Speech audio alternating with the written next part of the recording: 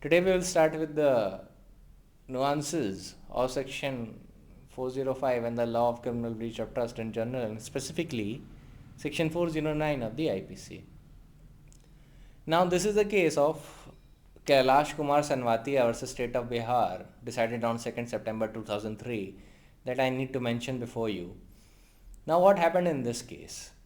Now in this case, the appellant with his servant went to the bank of State Bank of India and he carried a sum of 1,50,200 rupees.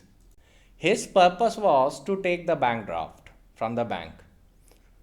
He actually wanted two bank drafts, one in his favor and one in the favor of his brother's shop, of 75,000 each. So he went to the cash counter and deposited the money with the accused person named Ganori Sau for the purpose of counting the money. Alright, so remember the name of the accused. The name of the accused is Ganori Sau, and the cash was submitted to him for the purpose of counting the money. Now there was another accused in this case whose name was Gautam Bose. He was the head cashier. Alright, so the Ganori Sau was actually counting money on the instruction of Gautam Bose, who was head cashier. After the entire counting exercise was done, the vouchers were duly filled. The informant appellant handed over the cash vouchers to one branch manager named Amit Kumar Banerjee, who was an officer in the bank, and then he returned to his shop. After a while, around 1 p.m. on the very day, he was told that the cash that he has deposited in the bank is missing. Alright. On hearing this, both informant and his brother rushed to the bank. They were told that a complaint has been filed and lodged by the manager of the bank regarding the missing of money. So by the time appellant and his brother reached the bank, the police has already arrived, and Ganori Sau, the accused person, he admitted that he was counting the money which was handed over by the informant, and when he went outside for a short period of time, during that time the money had been taken away by someone. तो गनौरी साहू का कहना था कि वो थोड़े time के लिए बाहर गया तो उस बीच में कोई पैसा उठा के ले गया. अब जो इन्फॉर्मेंट थे, he filed written report before the police officer in the premises of the bank itself, and after that an investigation took place and a charge sheet was filed for several offences, including section 409 of the IPC. Now what did the court held in this case? Now what the court held in this case is very important. Listen to this. Court said, in the instant case, even if it was proved as contended by the learned counsel for the appellant that the money was entrusted, which in fact is borne out by the admitted case about the missing of money from the cash counter of the bank, one factor which needs to be decided is whether the accused has dishonestly misappropriated or converted to his own use the property entrusted, or dishonestly used or disposed of that property. As presented by the prosecution, the money was taken away from the cash counter. It is not the case of the prosecution that the money which was given to the accused Gautam Bose and the cash peon to obtain bank drafts was taken away by the accused Gautam Bose or the cash peon Ganori Sahu. ठीक है, तो ये कोई भी case नहीं है prosecution का कि जो पैसा है वो अक्यूज्ड गौतम बोस और कैश पियोन गनौरी साहू ने ले लिया. इफ़ यू रिमेंबर, इस केस में दो अक्यूज थे, गनौरी साहू जो कैश काउंट कर रहा था और गौतम बोस जो हेड कैशियर था. तो कोर्ट कह रहा है कि ये तो केस प्रोसिक्यूशन का है ही नहीं कि इन लोग ने पैसे चुरा लिए, है ना, या इन लोग ने पैसे गायब कर दिए. ये बात तो ठीक है कि जो कंप्लेनेंट है, कंप्लेनेंट ने पैसा जमा कराया था कोर्ट में, कंप्लेनेंट ने पैसा जमा कराया था बैंक में. ये बात तो एकदम सही है कि इंट्रस्टमेंट साबित हो गया, बट ये नहीं साबित हो रहा है कि दे हैव डिसऑनेस्टली मिसअप्रोप्रिएटेड और converted the money for their own use. ठीक है. Then court said that because of an intervening situation, that is the disappearance of cash due to theft by somebody else, the bank drafts could not have been prepared and handed over to the appellant. Now, even if there is a loss of money, the ingredients necessary to constitute criminal breach of trust are absent. If due to fortuitous or intervening situation, a person to whom money is entrusted is incapacitated from carrying out the job, that will not bring in the application of section 509 of the IPC or criminal breach of trust simpliciter, unless misappropriation or conversion for personal use or disposal of property is established. तो supreme court ने सीधे से कह दिया कि अगर किसी intervening situation की वजह से जिस पर्सन को मनी या गुड्स इंट्रस्ट किए गए हैं वो अगर क्रिमिनल ब्रीच ऑफ ट्रस्ट करना चाहता भी है तो नहीं कर पाता, क्योंकि लेट अस सपोज किसी और ने वो चुरा लिया, तो क्रिमिनल ब्रीच ऑफ ट्रस्ट सिंप्लिसिटर और सेक्शन 409 ऑफ द आईपीसी दोनों के ही इंग्रेडिएंट सेटिस्फाई नहीं हो पाते, क्योंकि इंट्रस्टमेंट तो आपने प्रूव कर दिया पर आप ये नहीं प्रूव कर पा रहे हैं कि हैव दे डिसऑनेस्टली मिसअप्रोप्रिएटेड और converted the amount to their own use. ठीक है, it is very important ingredient. तो इस केस में इंट्रस्टमेंट प्रूव हो गया पर डिसऑनेस्ट मिसअप्रोप्रिएशन नहीं प्रूव हो पाया और conversion to their own use, that was not proved and hence the accused person's order of acquittal was upheld by the Supreme Court as well. Now let me tell you one different case law. This is Shabir Ahmed Sher Khan versus State of Maharashtra. So in this case what happened? In this case the appellant was the accused as well. इस case में appellant accused था. अभी जो इससे पहले वाले case मैंने बताया Kailash Kumar Sanwatia versus state of Bihar, उसमें appellant was the informant of police. उसने FIR लॉन्च की थी. ठीक है, तो he was actually the victim. So, in this case, Shabir Ahmed Khan versus Sher Khan versus State of Maharashtra, Shabir Ahmed Sher Khan versus State of Maharashtra, इसमें क्या हुआ कि the appellant was a dog squad member and he belonged to a police team in the dog squad. ठीक है, वो police officer था, he was a part of the dog squad team and he belonged to that police party. So, on 5th June 1998, they were required to bring the dogs for training to the police academy, and for that purpose they were given some travelling allowance and some dearness allowance which amounted to rupees 12,000, and after the submission of rupees 12,000 it was expected that Shabir Ahmed Sher Khan would share the money with the other officers of the dog squad team. But what did Shabir Ahmed do? He took that money and went back to his native place. He neither informed the police officers or to his superior officers that he was going to his native place. He did not share the cash amount of 12,000 which was given to him for the purpose of travelling allowance for himself and also on the behalf of remaining handlers of the dog, and he did not make the payment to the concerned police officer. ठीक है, तो native place पे जाना, cash amount share ना करना या cash amount return ना करना बाकी पुलिस ऑफिसर्स को was a necessary incriminating evidence against him. Further क्या इंक्रिमिनेटिंग एविडेंस साबित हुआ कि he was absent from his duties as well. वो ये भाई साहब थ्रू आउट 5 जून से लेके 14 जुलाई तक गायब रहे और 14 जुलाई को इनको अरेस्ट किया गया और चार्जशीट फाइल हुई सेक्शन 409 ऑफ दी आईपीसी में. ठीक है, where the criminal breach of trust is done by a public servant. तो यहाँ पे इनको लोअर कोर्ट्स ने पनिश किया और सुप्रीम कोर्ट ने इनका जो कन्विक्शन था अपहेल्ड किया इन फैक्ट्स पे और बोला कि ये जो आपका कंडक्ट है ना कि आपको जब 12,000 रुपये जमा किए गए थे तो आपने पहली बात तो वो पैसा डॉग स्क्वाड के बाकी मेंबर्स के साथ शेयर नहीं किया.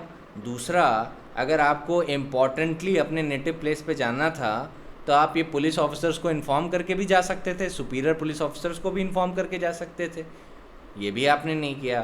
फिर आपने वो 12,000 को स्पेंड भी कर दिया अपने यूज़ के लिए. So this is a case of criminal breach of trust because that money was entrusted to you. Alright, the money was entrusted to you for the purpose of bringing the dogs and the dog squad for training in the police academy, and that was meant to be a traveling allowance. But you did not use that money for the purpose for which it was entrusted to you. Rather, you used that money to spend in your native place, and hence entrustment is satisfied. And what is satisfied next? That you have dishonestly misappropriated that sum of money.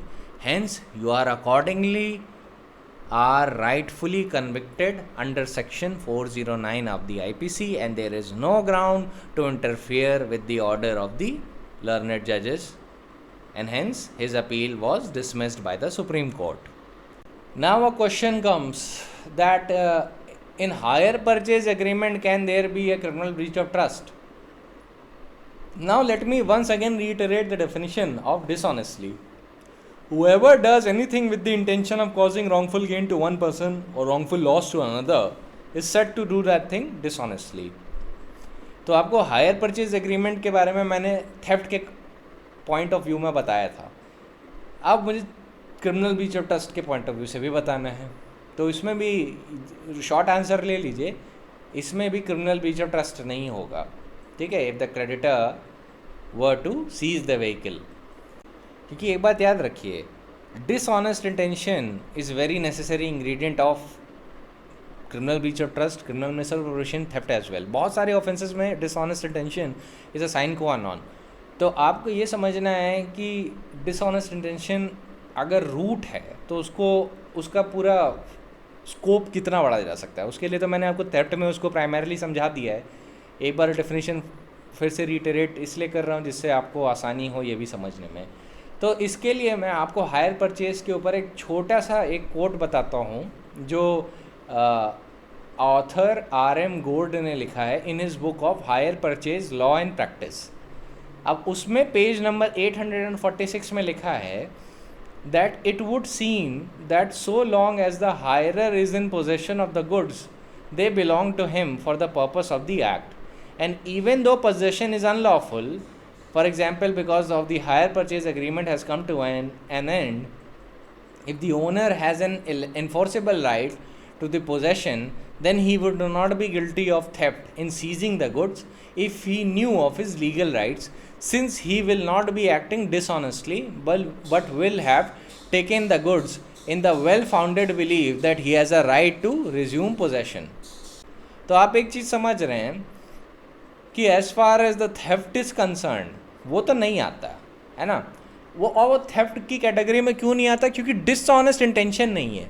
अब आप इसी definition से अंदाज़ा लगा लीजिए कि अगर dishonest intention theft के लिए रेक्विजिट नहीं है तो क्रिमिनल ब्रीच ऑफ ट्रस्ट में कैसे साबित हो जाएगा, right? Once again we come to the case law of Chiranjeet Singh Chadda and others versus Sudhir Mehra, decided on 31st of August 2001.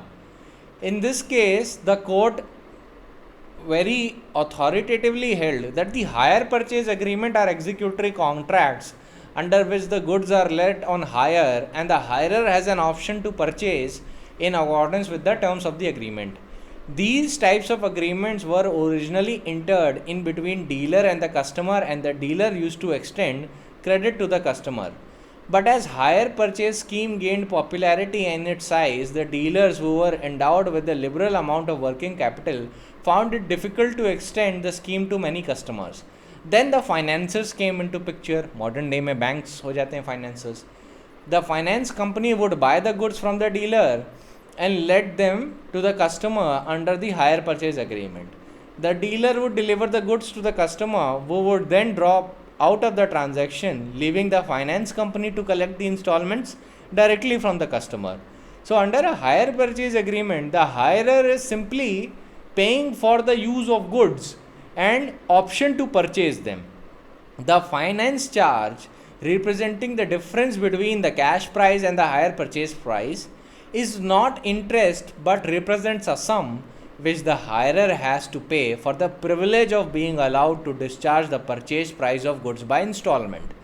The hire purchase agreement in law is an executory contract of sale and confers no right in rem on hire until the conditions for the transfer of the property have been totally fulfilled. Therefore, repossession of the goods as per the terms of the agreement may not amount to criminal offense. The agreement specifically gave authority to the person to repossess the vehicle, in this case the financer, to repossess the vehicle, and their agents, if they exercise that right to enter the property or building wherein the motor vehicle is kept, and they seize that, they are not acting dishonestly. So even if the entire position is proved कि इंटरेस्टमेंट था, ये सारी चीज़ें, लेकिन वहाँ पे dishonest intention नहीं दिख रहा है. क्यों नहीं दिख रहा है? Because you can not say that a person is acting dishonestly if he is exercising his lawful powers under an agreement. अगर वो अग्रीमेंट के बेसिस पे अपनी कुछ पावर्स एक्सरसाइज कर रहा है तो उसे डिसऑनेस्ट इंटेंशन नहीं कहा जा सकता है. और आपको पता है अगर डिसऑनेस्ट इंटेंशन ही प्रूव नहीं हो सकता तो क्रिमिनल ब्रीच ऑफ ट्रस्ट भी नहीं होगा. ऑलराइट, अब एक केस बताता हूँ आपको बॉम्बे हाई कोर्ट का, Madhu Singh and others versus Shrimati Kamla Devi and others. It was decided on 31 October 1991. Now the complainant's husband was a member in the society, ठीक है, और उनको एक प्लॉट अलॉट किया गया था. And after the death of her husband the complainant Kamla Devi became the member of the society. अब जो प्लॉट इनको अलॉट किया गया था उस प्लॉट का नंबर था प्लॉट नंबर 12, और उस प्लॉट नंबर 12 में के परसुएंस में around 13,627 rupees were submitted by the husband and the complainant for the purpose of holding that plot. अब हुआ क्या कि थोड़ा आगे चल के हाउसिंग सोसाइटी के जो मेंबर्स थे उन्होंने बोला कि थोड़ा एक्स्ट्रा आपको कैश जमा करना पड़ेगा. तो उन्होंने कह दिया ठीक है, हमें थोड़ा टाइम दीजिए, हम उसे जमा कर रहे हैं. अब क्या था कि जब इन लोगों ने पैसा जमा कर भी दिया, उसके बाद भी जो एग्जीक्यूटिव कमेटी थी हाउसिंग सोसाइटी की, उसने इनका जो अलॉटेड प्लॉट था उसको आधा बेच दिया. ठीक है, आधा प्लॉट बेच दिया एक थर्ड पार्टी को. वो थर्ड पार्टी का नाम था लक्ष्मण सिंह, उसको बेच दिया. तो अब यहाँ पे एक सवाल उठ रहा था कि क्या ये क्रिमिनल ब्रीच ऑफ ट्रस्ट है या नहीं है. बॉम्बे हाई कोर्ट ने कहा कि एक टाइम पे लमसम पेमेंट जब इन्होंने एक्सेप्ट कर ली थी हाउसिंग सोसाइटी ने, देन जो प्रॉपर्टी उनके पास थी that was entrusted to them on behalf of the complainant, and by selling that property to a third party they have acted in the derogation of that entrustment and have acted dishonestly, and hence offence punishable under section 406 of the IPC totally applies. criminal breach of trust court ने मान लिया था कि यहाँ पे है. अब इन्होंने एक पॉइंट उठाया था मधु सिंह ने और बाकी members of the housing society ने, जो एग्जीक्यूटिव कमेटी का पार्ट थी, कि हमने तो क्या कहते हैं सिविल सूट के लिए आप हमको लायबल कर सकते हैं, आप हमको सिविल सूट के लिए लायबल कर सकते हैं, पर आप हमें क्रिमिनल डैमेजेस के लिए, मतलब क्रिमिनल लॉ में कैसे लायबल कर सकते हैं, क्योंकि हमने लेट अस सपोज अग्रीमेंट का वायलेशन किया है. ठीक है, एग्रीमेंट में था कि उनको जितना लैंड देना था उसका आधा हमने क्या कहते हैं बेच दिया एक थर्ड पार्टी को. तो ये सिविल सूट हमारे ऊपर करें, सिविल सूट में अब इनका जितना भी कंपनसेशन बनता है इनको दे दिया जाएगा, जो भी कोर्ट ऑर्डर करे. तो हाई कोर्ट ने बोला कि अगर same set of facts give rise to both civil and criminal prosecution, तो कानून में कोई भी बार नहीं है दोनों को परसू करने का. The court is well within its authority to pursue both civil cases and criminal cases. If the same set of facts give rise to civil liability and a criminal prosecution, then both can be pursued by the complainant. ठीक है, ये बात याद रखिएगा. तो इस case में they were also held liable for criminal breach of trust. Now let me read that what did they say, Bombay High Court judges. The object of criminal law is to protect the innocent and punish the guilty. It is not the function of the criminal court to do anything with the dispute relating to property. It is the function of the civil court to decide the dispute relating to the property. Where the dispute is of civil nature, a magistrate ought not to deal with it. But there is nothing in law to prevent the criminal court from taking cognizance of the offence provided that the ingredients of the offences are made out on the face of the complaint. Merely because the person concerned is subject to civil liability as well, the criminal complaint is not to be dismissed even if the civil remedy is tenable. ठीक है, तो court बहुत straight forward है कि अगर एक set of facts की वजह से सिविल लाइबिलिटी भी बन रही है, क्रिमिनल लाइबिलिटी भी बन रही है, दोनों को परस्यू किया जा सकता है. It's not a problem in law. अब एक केस है सुधीर शांतिलाल मेहता वर्सेस CBI, 7 अगस्त 2009 को डिसाइड हुआ. It is a very important case. अब ये उस पॉइंट पे था कि जो वो देखते हैं ना, violation of any direction of law. तो जनरली हम लोग लॉ को क्या मानते हैं कि लॉ जब तक नोटिफाई नहीं होता तब तक फोर्स में नहीं आता, है ना. लॉ को नोटिफाई होना होता है ऑफिशियल गैजेट में, तभी आप नोटिफिकेशन डेट भी देखते हैं. तो सुधीर शांतिलाल मेहता में एक सर्कुलर लेटर पास किया गया रिजर्व बैंक ऑफ इंडिया द्वारा, और उसके डायरेक्शन से सारे बैंक्स बाइंडेड थे. तो सर्कुलर लेटर का और RBI के डायरेक्शंस का वायलेशन करते हुए जो बैंक ऑफिसर्स थे उन्होंने कुछ लेंडिंग का काम कर दिया.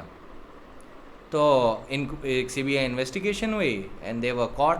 अब वो लोअर कोर्ट ने उनको कन्विक्ट कर दिया, हाई कोर्ट ने भी कन्विक्ट कर दिया, और वो पहुंचे सुप्रीम कोर्ट के पास. अब उन्होंने एक पॉइंट लिया कि जो RBI का सर्कुलर लेटर है और RBI के डायरेक्शन है वो तो पब्लिक डोमेन में जाते ही नहीं है, तो वो लॉ की कैटेगरी में नहीं आएंगे. और अगर वो लॉ की कैटेगरी में नहीं आएंगे तो जो डायरेक्शन ऑफ लॉ है वो पॉइंट सेटिस्फाई नहीं हो पा रहा है. और अगर डायरेक्शन ऑफ लॉ का वायलेशन नहीं किया तो हम लोग क्रिमिनल ब्रीच ऑफ ट्रस्ट के लिए लायबल नहीं ठहराए जा सकते. तो कोर्ट ने क्या बोला? कोर्ट ने बोला कि ingredients of section 409 are first that the accused must be a public servant, merchant, agent, factor, broker or an attorney. Second, in such capacity he must be entrusted with some property or must have gained dominion thereover. And third, he must have committed criminal breach of trust. Now the Supreme Court said that the criminal breach of trust would, inter alia, mean using or disposing of the property by a person who is entrusted with or has otherwise the dominion over. Such an act must not only be done dishonestly but also in the violation of direction of law or any contract express or implied relating to carrying out the trust. तो आप जान रहे हैं कि सारे ingredient जो section 405 में mentioned है वो एकदम सीक्वेंस में सेटिस्फाई होने चाहिए. Entrustment, dominion, dishonest misappropriation, non conversion, violation of any direction of law or any contract, depending on the scenario. पर ये सारी जो चीज़ें हैं ना एक सीक्वेंस में होनी चाहिए. So the Supreme Court said that such act must not only be done dishonestly but also in violation of any direction of law or any contract express or implied relating to carrying out the trust. It is one thing to say that a circular letter issued by the Reserve Bank of India being not within public domain would not be law, but it would be another thing to say that it did not contain any direction of law. ठीक है, as to attract the liability of section 405 of the IPC. तो court ने बोला देखिए वो कहना आपका हो सकता है एकदम ही डिफरेंट हो कि वो पब्लिक डोमेन में नहीं है तो वो लॉ नहीं कहलाएगा, लेकिन ये कहना आपका टोटली डिफरेंट है कि वो डायरेक्शन ऑफ लॉ नहीं होगा. These are two totally different thing. Word जो यूज़ किया गया है वो लॉ नहीं है, वो डायरेक्शन ऑफ लॉ है. लॉ और फिर कोर्ट कहता है कि the lawful directions which are issued by the Reserve Bank of India, the circular letter was meant for all scheduled banks. The authorities and the officers running the affairs of the scheduled banks were aware thereof, and it is binding of banks, then it would be binding on officers as well. Any act or omission or commission on the part of any authority of the bank would amount to acting in violation of direction of law. ये बहुत important है, याद कर लीजिएगा ये line. Any act of omission or commission on the part of any authority of the bank would amount to acting in violation of the direction of law. A direction of law need not be a law made by parliament or legislature. It may be made by an authority having the power therefore, and the law could be a subordinate legislation, a notification or even a custom. You can see that the courts are very clear on this point. The Supreme Court said that look at the word used in section 405 of the IPC. The word is not law, the word is direction of law. and you have to focus on the words direction of law. Alright, the legislature in its wisdom has used the words direction of law, and under that definition, even subordinate legislation, a custom, or even a notification is covered. So, indisputably, the higher authorities of the banks were entrusted and had dominion over the properties of the bank. They were dealing with the public funds. Indisputably, again, they were required to apply the same in terms of the circular issued by the bank and also by the Reserve Bank of India. It has been accepted at the bar that the failure on the part of the officers of the bank to abide with their directives issued under circular would result in civil action. Subjecting the bank to civil liability would thus attract one of the ingredients of criminal breach of trust. There cannot be, however, any doubt whatsoever that mere error of judgment would not attract the provisions of 409 of the IPC. But if the provisions of criminal breach of trust are satisfied, then the offence would be complete. And in this case, Sudhir Shantilal Mehta versus CBI, Supreme Court accordingly found that he is guilty of criminal breach of trust as is punishable under section 409, and he was sentenced to undergo rigorous imprisonment for a period of 1 month and a fine of 1 lakh rupees, and in default of payment of that fine, a simple imprisonment for 15 days extra. अब आप सोच रहे होंगे 1 month का punishment, अब 409 में तो life imprisonment और पीरियड विच में एक्सटेंड टू 10 ईयर्स है. तो आप याद रखिएगा कि कोर्ट के सेंटेंसिंग पैरामीटर्स भी होते हैं, वो हर केस को उसके फैक्ट्स पे जज करके सेंटेंसिंग करता है. अब आप ये देख लीजिए कि विच मे एक्सटेंड टू 10 ईयर्स का मतलब ये नहीं कि 10 साल ही जाना है. मे एक्सटेंड टू 10 ईयर्स का मतलब है उसके अंदर जितना का भी पीरियड है उसमें दे सकता है. वो चाहे तो 1 मंथ दे दे, चाहे तो 2 दिन दे दे, that is up to the court. But पर सेंटेंसिंग पॉलिसी को ध्यान में रखते हुए, जैसे कि क्या सोशियोलॉजिकल डॉक्ट्रिन्स है और बाकी क्या डॉक्ट्रिन्स हैं in order for sentencing guidelines, उन सारी चीज़ों को समझ के कोर्ट सेंटेंस करता है as is the need of the facts of the particular case. ठीक है. Now we come to next aspect, that whether the doctrine of public trust can be used as a means to prosecute for criminal breach of trust. अब थोड़ा मुझे आपको बताने दीजिए कि doctrine of public trust क्या होती है. See, doctrine of public trust is a doctrine which belongs to environmental law, under which the natural resources such as air, water, forests, lakes, rivers and wildlife are public properties entrusted to the government for their safe and proper use and proper protection. Now, public trust law recognizes that some types of natural resources are held in trust by the government for the benefit of public. The doctrine of public trust has been evolved so as to prevent unfair dealing with or dissipation of all natural resources. So, the doctrine is ancient and somewhat obscure creation of Roman and British law, which has been discovered recently by the environmental lawyers in search of a theory broadly applicable to environmental litigation. Now, in this aspect, there was a judgment of MC Mehta versus Kamal Nath. Its citation is 1997, volume number 1, Supreme Court Cases, page number 388, in which case the judge said that doctrine of public trust is a doctrine that enjoins that all natural resources are held in trust by the government. The doctrine enjoins upon the government to protect the resources for the enjoyment of the general public rather than permit their use for the private ownership or commercial ownership. But this doctrine is generally has its own limitations. So now the question is, मैंने आपको थोड़ा बता दिया आपको कि environmental law की doctrine है, तो so primarily it belongs in civil domain. तो अब आपको ये सोचना है कि क्या इसके बेसिस पे किसी मिनिस्टर का प्रोसिक्यूशन हो सकता है क्रिमिनल ब्रीच ऑफ ट्रस्ट के लिए.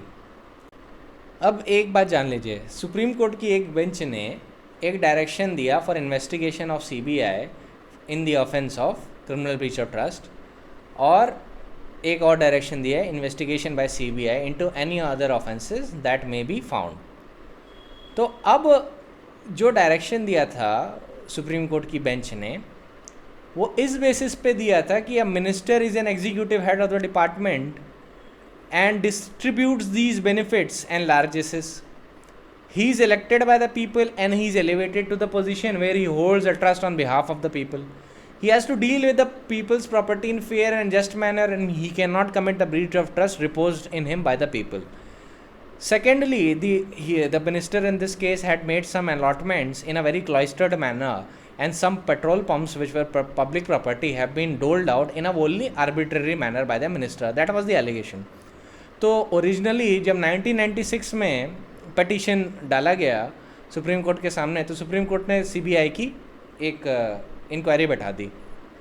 पर जब रिव्यू बैठा, रिव्यू पटिशन भी डाला गया था कि देख लीजिए ये क्रिमिनल ब्रीच ऑफ ट्रस्ट की डेफिनेशन नहीं सेटिस्फाई कर रहा है, तो सुप्रीम कोर्ट ने रिव्यू पटिशन में अपना प्रीवियस ऑर्डर हटा दिया और बोलते हैं कि देखिए डॉक्ट्रिन ऑफ पब्लिक ट्रस्ट जो है can not be invoked in fixing the criminal liability, and the whole manner will have to be decided on the principles of criminal jurisprudence, one of which is that criminal liability has to be strictly construed. Criminal jurisprudence का सबसे बड़ा rule होता है कि जो भी offences IPC या किसी भी क्रिमिनल स्टैट्यूट में डिफाइंड है उसके इंग्रेडिएंट स्ट्रिक्टली प्रूव होने चाहिए. ये नहीं कि आप उसको लिबरली कंस्ट्रू करें. क्रिमिनल लॉ के सब्सटेंसिव एस्पेक्ट में सब्सटेंसिव क्रिमिनल लॉ जो होता है उसको स्ट्रिक्टली कंस्ट्रू किया जाता है. तो कोर्ट कहता है कि डॉक्ट्रिन ऑफ पब्लिक ट्रस्ट जो एनवायरमेंटल लॉ की डॉक्ट्रिन है, it can not be invoked in fixing criminal liability, and the whole matter will have to be decided strictly in accordance with the IPC. Then court says that the philosophical concept of public trust, it reflects the image of virtue in the highest conceivable perfection. The philosophy cannot be employed for the determination of the offences of criminal breach of trust, which is defined in IPC. Whether the offence of criminal breach of trust has been committed by a person has to be determined strictly on the basis of the definition of that offence set out in the IPC. Alright. So remember, the environmental law doctrine of public trust cannot be used to prosecute a person for criminal breach of trust, and in this case a minister. So for this reason, review application was allowed by the Supreme Court, and the investigation case direction that was given by the Supreme Court was quashed by the Supreme Court as well. तो अब ये तो बहुत ही highly technical point था public trust वाली doctrine का, ये practice में आ सकता है आपके सामने, तो इसलिए मैंने आपको यहीं पे बता दिया कि ध्यान रखिएगा पब्लिक ट्रस्ट के डॉक्ट्रिन को यूज़ नहीं किया जा सकता in order to prove the ingredients of section 405 of the IPC. Criminal breach of trust की बात कर रहे हैं तो आईपीसी के बाहर नहीं जाना है, आईपीसी के सेक्शन 405 के इंग्रेडिएंट्स को सेटिस्फाई करना है. वो सेटिस्फाई हो गए then the case will be proved. अगर वो सेटिस्फाई नहीं हुए तो case will not be proved. अब मैं आपको कुछ एग्जांपल्स देता हूँ क्रिमिनल ब्रीच ऑफ ट्रस्ट के, ठीक है. So, in a case where a postmaster keeps depositors' money with himself without making an entry of deposit in the accounts of post office, he is guilty of criminal breach of trust. ठीक है, एक ये चीज़. Second example है, let us suppose there is a pawnee who dishonestly disposes of the things pledged to him in a manner not justified by the terms of pledge, is guilty of criminal breach of trust. All right. So that is also a position. Now there is a case of Charan Roy versus State. It is reported in 1913, volume number 35, Allahabad High Court, page number 361. Now in this case, it is an illustration where a person has dominion over the property and he dishonestly misappropriates the property. So in this case, the accused person was inspector of waterworks, whose duty is to supervise and check the distribution of water from the municipal water work. And he had the dominion over the property, that is the water belonging to his employers. Therefore, if such inspector deliberately misappropriates such water for his own use or for the use of his tenants, for which he pays no tax and gives no information to his employers, then he would be guilty of criminal breach of trust as well. Then there is a case of Somnath versus State that was reported in AIR 1972 Supreme Court, page number 1490. In this case, the accused was a traffic assistant in the office of Indian Airlines Corporation. He demanded on behalf of the corporation certain excess amounts for trunk charges from the passengers for reservation of seats. After the amount was received, he passed receipts on behalf of the corporation. He, however, subsequently falsified counterfoil receipts and fraudulently misappropriated the excess amount, and then on this basis the court held that the accused was guilty of breach of trust. जिसमें भी criminal breach of trust लगा था. क्यों लगा था? क्योंकि देखिए उसने क्या किया था कि एक जितना भी चार्जेस लगते थे उससे एक्सेस चार्जेस बताया कि ये ट्रंक चार्जेस हैं. मान लीजिए 100 रुपये का लगता है तो 200 रुपये बताया, और उसके बाद उसने 200 रुपये की ही रिसिप्ट काटी on behalf of the corporation. But जो काउंटर फॉइल रिसिप्ट्स थी उसमें अलग चीज़ें लिख दी. 200 की बजाय 100 रुपये लिखा, क्योंकि वो वाला डेटा जाता है कॉरपोरेशन के पास. तो आगे चल के इनकी पोल खुल गई. जो कस्टमर था जिसको एक्स्ट्रा ट्रंक चार्जेस देने पड़े उसने तो कंप्लेंट कर दी, उसने बताया कि ऐसा ऐसा हुआ है. तो कॉरपोरेशन जो है, कॉरपोरेशन ने इनको सू कर दिया, और जब कॉरपोरेशन ने इनको सू किया तो वहाँ पे कोर्ट ने इनको गिल्टी माना. And on what point? What was the point that was relevant in this case? A person who is authorized to collect money on behalf of another is entrusted with the money when the amounts are paid to him. And though the person paying may no longer have any proprietary interest, nonetheless, the person on whose behalf the money was collected becomes the owner as soon as the amount is handed over to the person authorized to collect on that behalf. तो इस case में who was the person who became the owner after the excess trunk charges were given? Indian Airline Corporation. और क्योंकि excess trunk charges Indian airline corporation के नाम पे ही receipt दे के लिए गए थे, तो that Indian airline corporation became its lawful owner. एक और पॉइंट याद रखिएगा, where the embezzlement by the accused is established, the fact that he refunds the amount when his dishonest act comes to light does not absolve him from the criminal offense of the criminal breach of trust. All right, so इस पे एक position है Vishwanath versus state of Jammu and Kashmir की, AIR 1983 supreme court page number 174. इसको आप refer कर सकते हैं.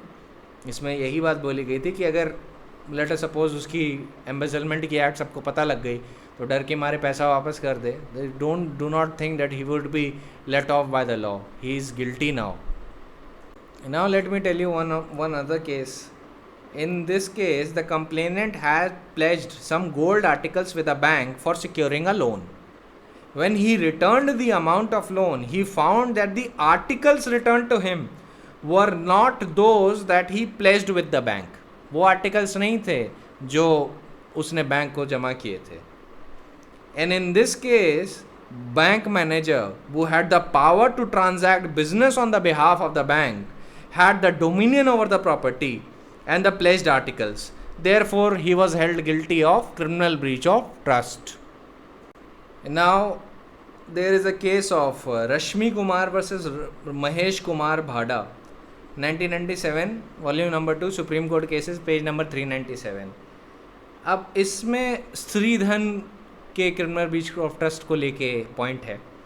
अब इसमें कि when the wife has interested her stridhan property with the dominion over that property to her husband and other members of the family, then if the husband or such other members of the family dishonestly misappropriate or converts that property to their own use or willfully suffers any other person so to do, then they commit criminal breach of trust regarding that Stridhan property. So in case of Stridhan property, unlike the partnership thing, any further special agreement to establish that the property was given to the husband or other members of the family need not be established. कोई special agreement दिखाने की ज़रूरत नहीं है कि उनकी joint position थी और उनके पास वो लॉफुल राइट था एसेट्रा, जैसा कि पार्टनरशिप में होता है, क्योंकि ये पॉइंट लिया गया था सुप्रीम कोर्ट के सामने. अब एक सवाल ये उठता है कि स्त्रीधन की प्रॉपर्टी को देने में इंटरेस्टमेंट कौन सी स्टेज पे आएगा. तो अब ये क्वेश्चन ऑफ फैक्ट है, ये फैक्ट और सर्कमस्टेंसेस ऑफ द केस पे पता चलेगा कि how the stridhan property came to be interested to the husband और any other member of the family, और हाउ डिड द हस्बैंड और the members of the family came into the possession of the Sridhan property or had the dominion over that property when the wife left the matrimonial home. Similarly, there is this case of Bhaskar Lal Sharma versus Monica. It was reported in 2009, volume number 10, Supreme Court cases, page number 604. In this case, the allegations were made by the wife against the parents of the husband, and the allegations, among other things, also included misappropriation of her Sridhan. It was held that taking away by the mother-in-law of gifts and cash offerings to the wife at the time of her marriage amounts to misappropriation of Sridhan. There was entrustment of some properties and dominion over them to the mother-in-law. So, in this case, it is the ingredients of section 406 of the IPC are made out. However, it was also further clarified that let us suppose that the parents of the girl actually pay some gifts or actually give some gifts and pay some amount to the bridegroom or her parents in accordance with any custom or law, then that would not constitute an offence under 406. Alright, but to misappropriate the funds or the misappropriate the Sridhan that belong to the wife or which belong to the bride would surely amount as criminal breach of trust. Now the question comes, will the dowry articles which are given in violation of Dowry Prohibition Act, would they come within the purview of criminal breach of trust? The answer is no. This was decided in Hamanpreet Singh Ahluwalia versus State of Punjab. If any article is given by the way of dowry, the question of entrustment does not arise, because it is the act of taking away dowry articles by the husband and in-law which is in violation of a special legislation, that is Dowry Prohibition Act 1961. And then the offences would be tried under special legislation, not under section 406 of the IPC of criminal breach of trust, जिसकी definition 405 में दी गई है. Similarly, we come on another point कि अब कहाँ कहाँ criminal breach of trust नहीं हो पाता क्योंकि वहाँ पे इंटरेस्टमेंट नहीं साबित हुआ है. तो जैसे एक केस है जहाँ पे there was a contract between the accused and the complainant, and the complainant actually required the accused person to print and hand over certain number of books without any formalities.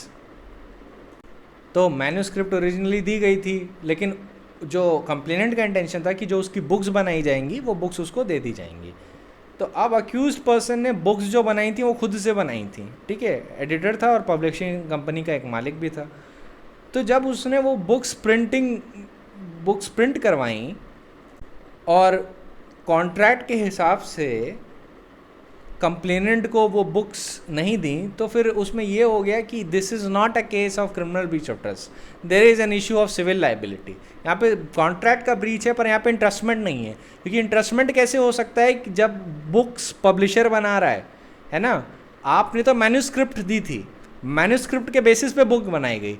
अब contract ये कह रहा था कि इनको book हमको return करनी है, पर वो बुक इनको रिटर्न की नहीं गई, क्योंकि पब्लिशर की पोजीशन ये थी कि मैं सारी मैन्यूस्क्रिप्ट्स एक साथ नहीं रिटर्न कर सकता, मैं सारे बुक्स एक साथ नहीं दे सकता इनको, क्योंकि मैं phase by phase profit and loss के बेसिस पे चलूँगा कि कौन सी बुक पब्लिश करनी है, कौन सी बुक नहीं पब्लिश करनी है. अब कंप्लेनेंट अगर ये बवाल उठाते हैं कि कॉन्ट्रैक्ट के हिसाब से तो आपको ऐसा करना था, आपको ये बुक्स देनी थी, आपने मुझे नहीं दी थी, तो आपने क्रिमिनल ब्रीच ऑफ ट्रस्ट किया है. तो कोर्ट ने बोला इस केस में इंट्रस्टमेंट नहीं है, hence there can not be a case of criminal breach of trust in this particular case.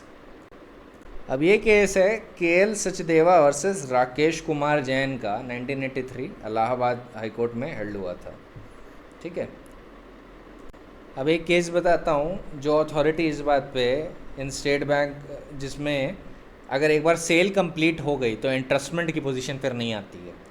अब ये केस है state of Gujarat versus Jaswant Lal, AIR 1968 supreme court, page number 700. अब इसमें गवर्नमेंट ने 100 बैग्स ऑफ सीमेंट सोल्ड किया था in order to be used for construction work. ठीक है, अब अक्यूज ने डिलीवरी उन बैग्स की ली और 60 बैग्स वर्क साइट पे रखे और 40 बैग उसने किसी और को बेच दिए. अब इनको प्रोसिक्यूट किया गया क्रिमिनल ब्रीच ऑफ ट्रस्ट के लिए। तो सुप्रीम कोर्ट ने कहा कि एक बार डिलीवरी हो गई सीमेंट की और सेल कंप्लीट हो गई तो इंट्रस्टमेंट की फिर कोई बात नहीं है वहाँ पर, क्योंकि अब गवर्नमेंट लॉफुल ओनर नहीं है और जब वो प्रॉपर्टी बेच चुकी है तो इंट्रस्टमेंट का सवाल नहीं अराइज हो सकता। So in this case the Supreme Court found that this is not a case of criminal breach of trust. अब मैं आपको कुछ एकेडमिक क्वेश्चंस बता देता हूँ जिस पे सवाल बहुत प्रोबेबली आएगा। What is the distinction between theft and criminal breach of trust? So एक चीज़ का ध्यान रखिए, in theft there is a wrongful taking of movable property without the consent of the owner. In criminal breach of trust, the property is lawfully acquired with the consent of the owner but dishonestly misappropriated by the person to whom it was entrusted. Secondly, in theft, the property is involved is a movable property, but in breach of trust, it can be any property. Then we come to point 3. In theft, the offense is complete as soon as the property is dishonestly taken away.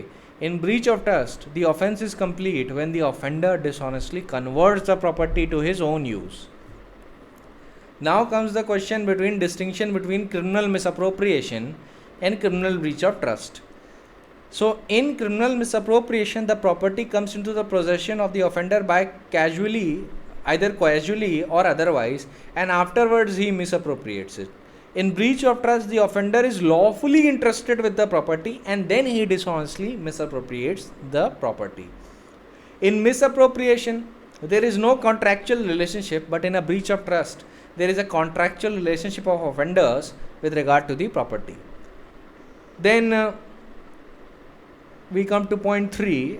A breach of trust will include criminal misappropriation, but converse is not always true. Okay?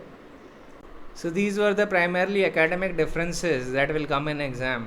कभी कभी पूछा जा सकता है, तो ध्यान रखिएगा इन चीज़ों का.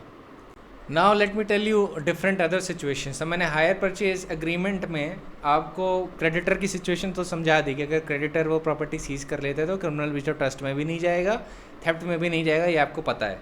लेकिन अब ऐसी सिचुएशन इमेजिन करिए कि जो हायर परचेज एग्रीमेंट में हायर की पोजीशन में उसने मोटर व्हीकल रखी हुई है, ठीक है, ही इज़ द हायरी, उसने प्रॉपर्टी थोड़े टाइम के लिए अपने पास रखी हुई है और अभी उसके पास प्रॉपर्टी को सोल्ड करने का राइट नहीं है. वो सिर्फ प्रॉपर्टी यूज़ कर सकता है जब तक कि वो हायर परचेज एग्रीमेंट में पैसे देता जा रहा है. लेकिन लेट अस सपोज कि ये जो हायरी है वो हायरर के डायरेक्शंस का वायलेशन करता है, क्योंकि हायर परचेज एग्रीमेंट में जो ओनर है जब तक सेल कंप्लीट नहीं हो जाती और जब तक सारी इंस्टॉलमेंट पे नहीं होती वो हायरर फाइनेंसर ही होता है, ठीक है, और फाइनेंसर ही ओनर होता है. तो जब तक सारी पेमेंट कंप्लीट ना हो जाए और लेट अस सपोज हायरी जो मोटरसाइकिल है या कोई व्हीकल है उसको बेच दे, तो उसकी पोजीशन क्या होगी? क्रेडिटर की तो मैंने आपको बता दी, creditor would not be liable for seizing, क्योंकि वो अग्रीमेंट के अंडर काम कर रहा है. लेकिन अगर हायरी जिसने हायर पे लिया है वो व्हीकल और फाइनेंसर और ओनर के राइट्स को डेरोगेट करते हुए प्रॉपर्टी सोल्ड कर दे तो क्या होगा? So that would B criminal breach of trust.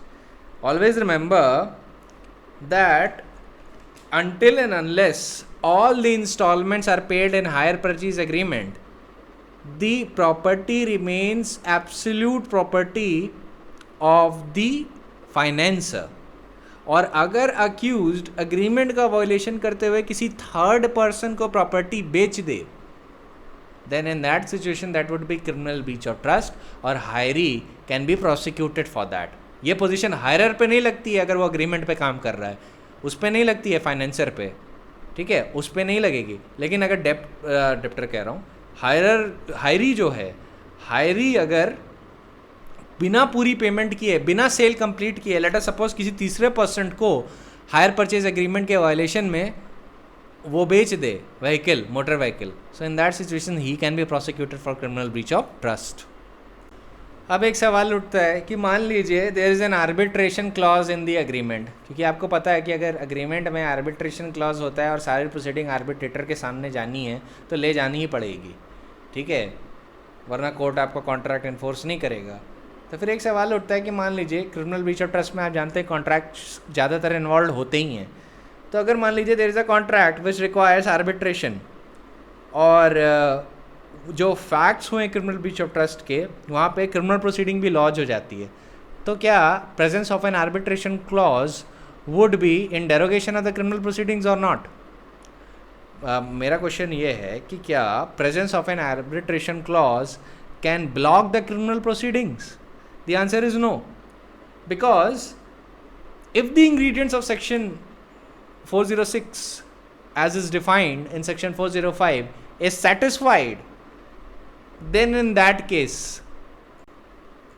both civil and criminal proceedings can be instituted and there is no bar for the same, so the presence of arbitration clause will not matter.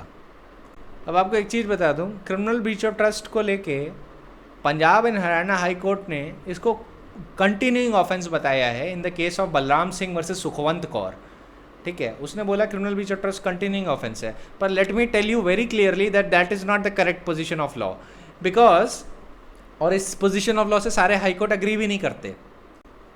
In fact Calcutta high court इन दीन बंधु Banerjee versus Nandini Mukherjee which was decided on 15 June 1993 disagreed with the position of the Calcutta High Court, disagreed with the position of the Punjab and Haryana High Court with regards to whether the criminal breach of trust is a continuing offence or not, क्योंकि Punjab and Haryana high court के हिसाब से वो continuing offence है, but not according to Calcutta high court. और Calcutta high court ने उसके लिए एक सुप्रीम कोर्ट का डिसीजन कोट किया था, और उसमें बात ये थी, सुप्रीम कोर्ट का डिसीजन था state of Punjab versus Sarwant Singh.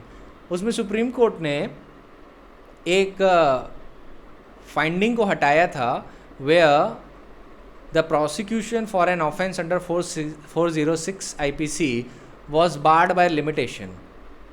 So the situation arose of issue of limitation again before the Calcutta High Court as well, and the Calcutta High Court authoritatively disagreed with the opinion of Balram Singh versus Sukhwant Kaur, which said that criminal breach of trust is a continuing offence. तो आपको एक बात बता दूँ, जो लोग waste Bengal के लिए अपेयर करें ना, तो वो कैलकाटा हाई कोर्ट का जजमेंट फॉलो करें, क्योंकि वो लोग अपनी आंसर की इसके हिसाब से बनाएंगे। और जो Punjab and Haryana high court में जाएँ, वो मतलब पंजाब या हरियाणा के लिए अपेयर कर रहे हैं, वो प्राइमरली इस पोजीशन को ध्यान में रखें जो बलराम सिंह वर्सेस सुखवंत कौर में दी गई है। In accordance with me, to be very honest, Punjab and Haryana high court के सपोर्ट में ना there is a judgment also, and that is the judgment of state of Punjab versus Sarwant Singh. अब state of Punjab versus Sarwant Singh क्योंकि सुप्रीम कोर्ट का judgement है, और supreme court ने उस केस में बोला था कि Punjab and Haryana high court ने जो ऑब्जेक्ट ऑफ लिमिटेशन है वो एकदम ठीक से डिसाइड किया है एज रिगार्ड्स टू सेक्शन 406, क्योंकि इन दिस केस जो सुप्रीम कोर्ट के सामने था state of Punjab versus Sarwant Singh, उसमें सुप्रीम कोर्ट ने जो Punjab and Haryana high court का ओपिनियन था to bar the prosecution because the limitation period had expired was upheld by the Supreme Court in state of Punjab versus Sarwant Singh. इसकी वजह से एक चीज़ प्रूव हो गई कि इसका मतलब है कि जो सेक्शन 406 है वो कंटिन्यूइंग ऑफेंस नहीं है, क्योंकि अगर कंटिन्यूइंग ऑफेंस होता तो हर बार फ्रेश पीरियड ऑफ लिमिटेशन चल रहा होता, राइट? अगर कंटिन्यूइंग ऑफेंस होता तो फ्रेश पीरियड ऑफ लिमिटेशन चलता हर केस पे, क्योंकि CRPC में क्या है, इन CRPC में if you look at section 468 subsection 2 clause C, it provides that the maximum period of limitation in case of an offence where the imprisonment exceed 1 year but does not exceed 3 years, the limitation period would be 3 years. तो जो fact supreme court के सामने थे इस case में, उसके basis पे उन्होंने माना कि लिमिटेशन पीरियड एक्सपायर कर गया है। तो अगर 406 कंटिन्यूइंग ऑफेंस होता तो लिमिटेशन पीरियड के एक्सपायर करने का कोई सवाल ही ना होता और सुप्रीम कोर्ट डिसएग्री कर जाता, पर चूंकि 406 कंटिन्यूइंग ऑफेंस नहीं है तभी तो सुप्रीम कोर्ट ने बताया कि भाई लिमिटेशन पीरियड बार हो चुका है, अब आप प्रोसिक्यूशन नहीं लॉन्च कर सकते उस केस को लेके, ठीक है? तो प्राइमरली थोड़ा CRPC का मैटर है, तो सुप्रीम कोर्ट ने कह दिया सिंस इट इज़ नॉट क्या कहते हैं, since your 3 years have expired, then in this case all the proceedings culminating from the conviction and the sentence are all stand quashed, सारी चीज़ उसने क्वाश कर दी। और सुप्रीम कोर्ट ऐसा ना करता अगर 406 कंटिन्यूइंग ऑफेंस होता, क्योंकि कंटिन्यूइंग ऑफेंस होता तो हर बार लिमिटेशन का फ्रेश पीरियड कैलकुलेट होता है, ठीक है? हर बार जब तक वो ऑफेंस चल रहा है हर बार नया पीरियड कैलकुलेट होता है, पर ऐसा नहीं हुआ इस केस में, और ऐसा इसीलिए नहीं हुआ इस केस में because it is not a continuing offence.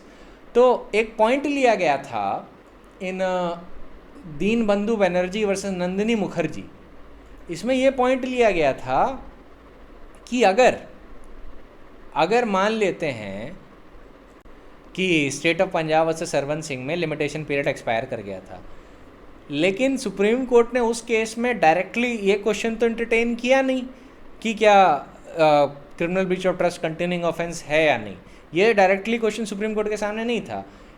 Petitioner का ये इस केस में ये कहना था कि सुप्रीम कोर्ट ने ए प्रायरी अजम्पशन चलाया और पहले से ही डिसाइड करके बैठ गया था कि जो 406 है वो कंटिन्यूइंग ऑफेंस नहीं है, हेंस वो उस डिसीजन पर रिलाई नहीं किया जा सकता। पर कैलकाटा हाई कोर्ट ने भी अपने पिछले जजमेंट्स देखे, और पिछले जजमेंट्स देखे तो उनको भी मिल गया कि पुराने जजमेंट्स ऐसे हैं where it has been held that dishonest misappropriation or criminal breach of trust is not a continuing offense। और उसके सपोर्ट में इस केस में भी उन्होंने मोहीपाल वर्सेस स्टेट, एक सिंगल जज बेंच का डिसीजन था, उसको कोट किया। तो दीन बंधु बनर्जी वर्सेस नंदिनी मुखर्जी में इस क्वेश्चन में काफ़ी डिटेल पे जाया गया था। तो अब मैं आपको एक बात बताता हूँ, देखिए Punjab and Haryana high court ना काफ़ी अपने डिसीजन के हिसाब से चलता है, तो एक क्वेश्चन ला सकता है प्रीलिम्स में, मेंस में नहीं लाएगा, प्रीलिम्स में। तो जस्ट इन केस अगर आप ऐसे किसी क्वेश्चन को काउंटर करें तो हो सकता है वो अपने जजमेंट के हिसाब से चले।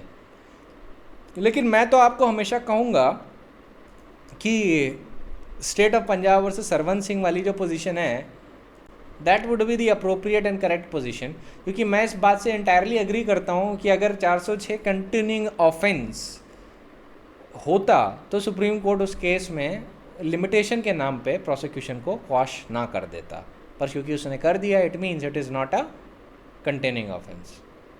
ठीक है, अब एक और पॉइंट याद रखिएगा कि मियर नेग्लिजेंस एविडेंस नहीं होती है डिसऑनेस्ट इंटेंशन का।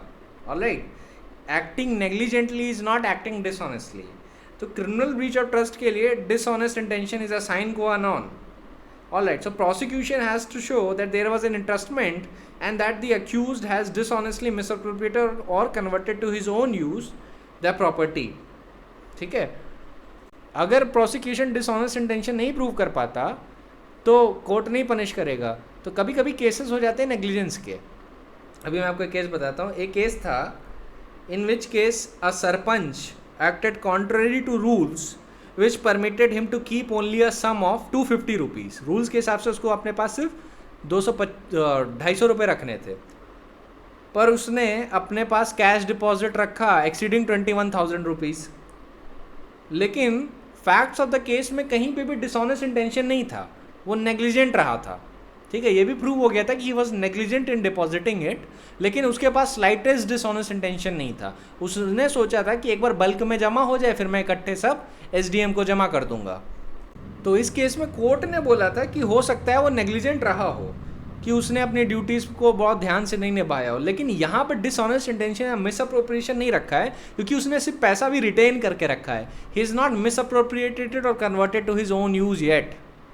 और स्पेशली इस केस में एक और फैक्ट बहुत आ गया था कि जितने भी विलेजर्स थे उन्होंने सरपंच के फेवर में ही विटनेस दिया था और बोला था कि नहीं वो अकाउंट्स में बहुत अच्छे रहते हैं। हाँ, उन्होंने ज़्यादा पैसा रिटेन कर दिया क्योंकि उन्होंने सोचा था कि वो बल्क में एक साथ दे देंगे। ऑलराइट, तो डिसऑनेस्ट इंटेंशन इस केस में प्रूव नहीं हो पाया था, तो hence the court found that dishonest intention has not been proved. So mere retention of money and mere negligence और mere error of judgment does not make a person liable for criminal breach of trust। अब यही मियर error of judgement वाली line आपको Sudhir Shantilal Mehta versus CBI में भी सुनने को मिली थी। वहाँ पे किसी से गलती हो जाना डिसऑनेस्ट इंटेंशन नहीं होता है। कि लेट अस सपोज किसी से गलती हो गई, एक परमिसिबल लिमिट थी बैंक अकाउंट में रखने की, उससे ज़्यादा अमाउंट डिपॉजिट करके रख लिया, उसका मतलब ये थोड़ी ना क्रिमिनल ब्रीच ऑफ ट्रस्ट हो गया। No, there has to be dishonest misappropriation और conversion to its own use, ये भी दिखाना ज़रूरी होता है। तो जो सरपंच वाला केस था that was the case of Jagroop Singh versus state. It was reported in criminal law journal 1980 page number 68। अब एक पॉइंट आता है कि अगर एक नॉमिनेटेड डायरेक्टर है वो इंचार्ज है कंपनी मनी का, और वो कंपनी मनी को मिस अप्रोप्रिएट कर देता है, तो क्या वो क्रिमिनल ब्रीच ऑफ ट्रस्ट में जाएगा? The answer is yes, that would fall in the category of criminal breach of trust. Similarly, let us suppose आपने किसी को एक चेक दिया और बोला कि इसको बैंक में जमा करके आ जाओ, ठीक है? Let us suppose that person is your servant or a clerk or somebody trusted, और वो चेक ब्लैंक है, और आपने या तो उसमें बोला है कि ब्लैंक चेक है, इसको जाके बैंक में जमा कर देना, और बैंक में पहुंचने के बाद वहाँ पे 10,000 रुपये फिल कर देना, मैंने साइन कर दिया इस पर। तो वो जो अक्यूज पर्सन है जिसको आपने चेक दिया है, what he does is that he fills 50,000 in that check and actually uses that check to get 50,000 in his favor. अपने फेवर के लिए 50,000 रुपये निकाल लेता है और गायब हो जाता है। तो क्या वो जो इंटरेस्टमेंट ऑफ चेक है, can it be called a property and will it be within the ambit of criminal breach of trust? The answer is yes, that would be within the ambit of criminal breach of trust as well. फिर एक सवाल आता है कि क्या school principal जो है, अगर वो स्कॉलरशिप फंड जो है स्कूल का उसको मिस अप्रोप्रिएट कर दे, तो क्या वो क्रिमिनल ब्रीच ऑफ ट्रस्ट में आएगा? The answer is yes, that would fall within the criminal breach of trust, because he was entrusted with that amount and the entrustment was with the view कि वो जो amount है वो सिर्फ scholarship के purpose के लिए use किया जाएगा उन बच्चों के लिए वो हैज़ ऑब्टेन्ड स्कॉलरशिप। बट अगर उसको लिए वो यूज़ नहीं करता है, वो अपने पर्पज़ के लिए यूज़ करता है, तो he has acted dishonestly and he has misappropriated the fund and also acted in the direction of law and in direction of the in violation of the contract which mandates him to discharge his duty in a particular way. दोनों का violation किया उसमें, तो वो liable होगा। अब आपको एक केस बताता हूँ जिसमें a minister was convicted for criminal breach of trust. Now this was the case of V.S. Achyutanandan versus R. Balakrishnan Pillai, AIR 2011, Supreme Court, page number 1037. Now in this case, the accused, the Minister for Electricity and the higher officials of the Electricity Board alleged to have awarded a contract at a very high and exorbitant rate with special conditions having heavy financial implications, and they also reduced the retention and the security amount and allowed the contractor to return only the 50% of empty cement bags in violation of the statutory rules and the standard operating procedure of the government. तो उसका violation किया था। So in this case, Supreme Court found that the accused persons has abused their official positions and Supreme Court convicted the accused person for criminal breach of trust. अब एक चीज़ का ध्यान रखिएगा, ये यहाँ पे पब्लिक ट्रस्ट के थ्रू नहीं कन्विक्शन हुआ है, जैसा कि अभी मैंने आपको केस में एक बताया था कॉमन कॉज वाले केस में।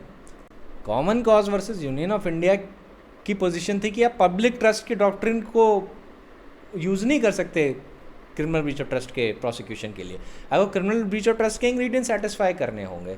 तो उस केस में जो इन्वेस्टिगेशन का डायरेक्शन दिया गया था उससे मतलब एक पहले बेंच ने दिया था, तो ये रिव्यू पटिशन था जो केस का लॉ मैंने आपको बताया, तो उससे जो पहली बेंच ने जो जजमेंट दिया था उसमें ये चीज़ें को देख के दिया था कि मिनिस्टर ने मनमाने ढंग से पेट्रोल पंप का ऑक्शन किया, पर स्टैट्यूटरी रूल्स का वायलेशन नहीं था। वहाँ पे ये कहीं भी एलिगेशन नहीं था कि स्टैट्यूटरी रूल का वायलेशन है या हैवी फाइनेंशियल इम्प्लीकेशंस हैं या contract has been awarded at a very high rate, जैसा कि अच्युतानंदन वर्सेस आर बालाकृष्णन पिल्लई में था। V S. Achuthanandan versus R Balakrishnan Pillai में मिनिस्टर ने और higher officials of the electricity board ने कॉन्ट्रैक्ट को बहुत हाई और एक्सॉर्बिटेंट रेट पे बेचा, जिसकी वजह से गवर्नमेंट पे हैवी फाइनेंशियल इम्प्लीकेशंस आए और उन्होंने रिटेंशन और सिक्योरिटी अमाउंट को भी कम करके इंपोर्ट किया और बोला कि जो कॉन्ट्रैक्टर्स हैं उनको बहुत हावी सिक्योरिटी अमाउंट नहीं देना पड़ेगा, बहुत कम अमाउंट देना पड़ेगा। ऑलमोस्ट 50% से उन्होंने हाफ कर दिया था। साथ में उन्होंने जो स्टैंडर्ड ऑपरेटिंग प्रोसीजर जो गवर्नमेंट का होता है इस केस में उसका भी वायलेशन किया था, तो डायरेक्शन ऑफ लॉ का वायलेशन था और ऑब्वियसली फंड्स का गबन तो हुआ ही था। तो सुप्रीम कोर्ट ने इन लोग को लाइबल माना और मिनिस्टर को कन्विक्ट कर दिया था, along with the other officials. कई आईएएस ऑफिसर भी शामिल थे, उनको भी कन्विक्ट कर दिया था। अब एक लास्ट पॉइंट इसके लिए बता देता हूँ कि क्या ये जो क्रिमिनल ब्रीच ऑफ ट्रस्ट है, जिसको इंग्लिश लॉ में एम्बेजलमेंट भी कहा जाता है, क्या ये ऑफेंस है जिसको मॉरल टर्पिट्यूड कहा जा सकता है? Is it an offence of moral turpitude और not?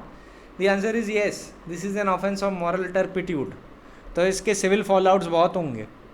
Always remember that in a case of offence of moral turpitude, if you are convicted for that offence, not I am not saying that you are sentenced, सिर्फ convict हुए, ध्यान रखिएगा कि अगर sentence मान लीजिए 3 साल या उसके ऊपर चला गया तो you can not fight an election, and if you are a MP और MLA, your seat will be declared vacant, and if you are merely convicted and you are a IAS officer or the government servant, then you would be dismissed from service by the virtue of this conviction. All right, so it has many civil fallouts. In fact, your even gratuity and your pensionary benefits may also be taken away under the government rules. All right, so these are the instances where there are many civil fallouts merely on the matter of conviction. So when we say that the offense involves moral turpitude, then it is a very severe offense. अब traffic signal तोड़ देना गलती से, क्या ये moral turpitude का offence है? नहीं। पार्किंग गलत जगह पे पार्क कर देना, क्या ये मॉरल टर्पिट्यूड का ऑफेंस है? नहीं। लेकिन molestation, criminal breach of trust, theft, offenses against the human body involves moral turpitude. ठीक है? So in this case there are many civil fallouts as well, where a person, if convicted under any of these laws, their job as a public servant can be dismissed by the government, and if that person happens to be a minister and he is given a conviction under the offenses which involves moral turpitude, and then a sentence which goes over 2 years or more, then his seat will be declared vacant. ठीक है? ये lily Thomas versus union of India का judgement है जो जून 2013 में decide हुआ था, जिसके बेसिस पे जो मिनिस्टर्स पे अप्लाई करता है। लेकिन जो पब्लिक सर्वेंट की बात कर रहा हूँ, IAS और बाकी गवर्नमेंट ऑफिसर्स को लेके, वो ऑल इंडिया सिविल रूल्स और central government civil services rules के हिसाब से है। ठीक है? And also in accordance with article 311 of the constitution. So primarily that is it as far as criminal breach of trust is concerned. तो मैंने आपको प्रैक्टिकल एस्पेक्ट से भी ज़्यादा बताया है, और एक एग्जामिनेशन एस्पेक्ट से तो आपका पिछले ही लेक्चर में ख़त्म हो गया था. ये जो लेक्चर था प्राइमरली प्रैक्टिकल एस्पेक्ट से ज़्यादा डील करता है, क्योंकि इसमें इलस्ट्रेशन ज़्यादा हैं, आपको वर्किंग ऑफ द सेक्शन कैसे काम कर रही है वो समझना है. एग्जामिनेशन के पर्पज़ के लिए आपको बेयर एक्ट याद कर लेनी है और आपको पोजीशन ऑफ लॉ याद कर लेनी है क्या है, एंड दैट वुड सफाइस. लेकिन अगर आपको प्रैक्टिस करना है and you have to become better than the rest, then it is very important that you remember all of these things. अच्छा, I forgot to give you an illustration of hypothecation. Now there is one more thing that is left, that is in relation to hypothecation. कल मैंने आपको शायद hypothecation की position of law बताई होगी. अब एक illustration भी उसका बता देता हूँ. अब ये केस है central bureau of investigation versus Duncan's agro industries limited, Calcutta. It was reported in Supreme Court cases 1996, volume number 5, page number 591. It is, in this case, it related to a complaint where a person was accused for offences of criminal breach of trust, and it was alleged that a floating charge was created by the accused debtor on the goods by the way of security under the deed of hypothecation. अब hypothecation की position of law मैं आपको कल ही बता चुका हूँ. So the deed of hypothecation was in the favor of the bank to cover credit facility, and the said goods were disposed of by the debtor. It was contended that the disposal of the goods amounted to criminal breach of trust. ये contained हुआ था supreme court के सामने, पर supreme court ने ये contention को negative कर दिया और बोला, after stating the principle that the complaint can be quashed at the threshold, and then held that a serious dispute has been raised by the learned counsel as to whether on the face of the allegations an offence of criminal breach of trust is constituted or not. In our view, the expression entrusted with the property or dominion over the property has been used in a wide sense in section 405 of the IPC. Such expression includes all cases in which goods are entrusted, that is voluntarily handed over for a specific purpose and dishonestly disposed of in violation of law or in violation of a contract. The expression entrusted appearing in section 405 of the IPC is not necessarily a term of law. It has wide and different implications in different contexts. It is however necessary that ownership or beneficial interest in the ownership of the property interested in respect of which offence is alleged to have been committed must be in some person other than the accused, and the latter must hold it on account of some person or in some way for his benefit. The expression trust in section 405 of the IPC is the comprehensive expression and has been used to denote various kinds of relationship, like relationship of a trustee and beneficiary, bailor and bailee, master and servant, pledger and pledgee. When some goods are hypothecated by a person to another person, the ownership of goods still remain with the person who has hypothecated such goods. The property in respect of which criminal breach of trust can be committed must necessarily be the property of some person other than the accused, or the beneficial interest in or ownership of it must be in other person, and the offender must hold such property in trust for such other person or for his benefit. In the case of pledge, the pledged article belongs to some other person, but same is kept in trust by the pledgee. In case of hypothecation, a floating charge was made on the goods by the way of security to cover up credit facility. So in our view, the offense of criminal breach of trust is not made. क्यों नहीं made है? क्योंकि hypothecation में possession creditor को नहीं deliver की जाती, सिर्फ एक चार्ज बनाया जाता है. Property still remains with the debtor. ठीक है. So there is not an issue of entrustment, and hence ये नहीं बोला जा सकता कि हाइपोथिकेशन के केसेस में there is an entrustment and a person can then held be liable under 406. ऐसा नहीं कहा जा सकता. तो हाइपोथिकेशन को लेके भी मैंने आपको एक इलस्ट्रेशन देते हैं. ये बैंकिंग सेक्टर में बहुत काम आता है. जब भी किसी पे बैंक फ्रॉड क्या कहते हैं, बैंकिंग से रिलेटेड मैटर्स होंगे, तो you can represent them in the cases where the offences alleged are of criminal breach of trust and cheating etcetera. उसमें हाइपोथिकेशन और इन सब चीज़ों के मैटर्स बहुत आते हैं. तो जब आप ये पोजीशन पूरी तरीके से जानते हैं तो आप लगभग अच्छे से क्रिमिनल ब्रीच ऑफ ट्रस्ट बाकियों से बहुत अच्छे से समझ सकते हैं और बहुत अच्छे से अप्लाई भी कर सकते हैं, प्रैक्टिस भी कर सकते हैं, और ऑफ कोर्स एग्जाम में बाकियों से अच्छे से लिख भी सकते हैं. ठीक है.